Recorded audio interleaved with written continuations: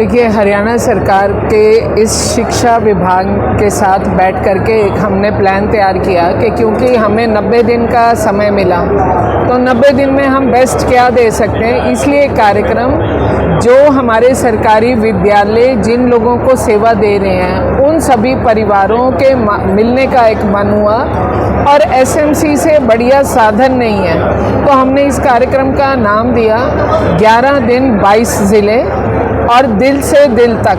मैं भी बहुत दिल निकाल करके आई हूँ यहाँ पर, क्योंकि चुनाव भी सामने है और इनके भी दिल की बात पूछने के लिए मैं पहुँची हूँ। तो जो सुझाव इनकी तरफ से आएंगे वो हम माननीय मुख्यमंत्री जी तक, और जो सुझाव आदरणीय देश के प्रधानमंत्री जी तक पहुँचाने लायक होंगे उनको वहाँ तक पहुँचाएंगे।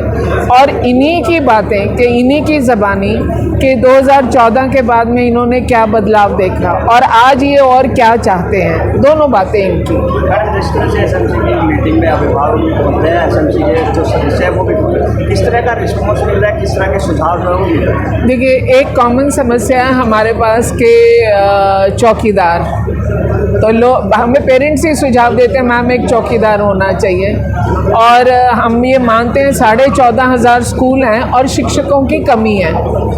एक ये सुझाव इसके लिए, इन दो बातों के लिए ज़्यादा। स्कूलों में शिक्षकों की कमी है, लेकिन एक्स्ट्रा जो काम है जिस तरह से बीएलओ वगैरह की वो भी ऊपर ला दी। अब तो काम सारे लगभग ख़त्म हो चुके, सब कुछ ऑनलाइन। आप वोट बनाने के लिए इनको थोड़ी जाना है, आप ऑनलाइन किसी का वोट बनाएं, किसी का कटाएं। शिक्षा में सुधार के लिए क्या उन्होंने कार्य किया? शिक्षा में सुधार के लिए हमें खुद में सुधार की आवश्यकता है। मैं ये मानती हूँ कि शिक्षक को भी इंसेंटिव्स जाना चाहिए जिनके रिजल्ट्स बियॉन्ड कंपैरिजन है।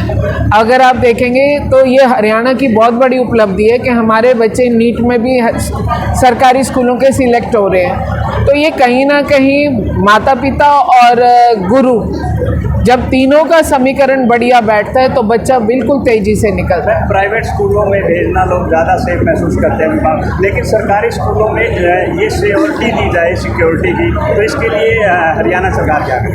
आपको मैं बताना चाहती हूँ कि लोगों ने 2019 के बाद तेज़ी से और उससे पहले भी आज हमारे स्कूलों के माध्यम से 25 लाख बच्चे सेवाएं ले रहे हैं, और 25 लाख कोई छोटी संख्या नहीं होती है। 14,500 पे 25 लाख बच्चे, और लोगों का एतबार बढ़ा है। अभी जब आप देखेंगे पूरे प्रोग्राम को, आपको कई पेरेंट्स बोलते हुए मिलेंगे कि हमारा बच्चा प्राइवेट स्कूल में था, उसे हमने 2020 में 22 में सरकारी स्कूल में लेकर के आए।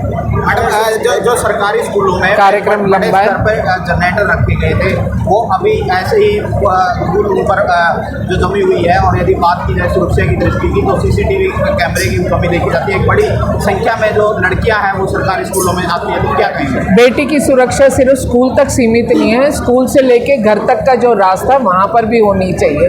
तो हम दोनों चीज़ों के लिए चिंतित हैं और उसकी व्यवस्था दें। सरकार कह रही है डिजिटलाइजेशन, लेकिन एजुसेट सिस्टम बंद पड़ा है। किसी एक जगह हो सकता है बिजली की दिक्कत हो, नहीं तो वर्किंग है। मैं स्कूल्स में भी जा रही हूँ,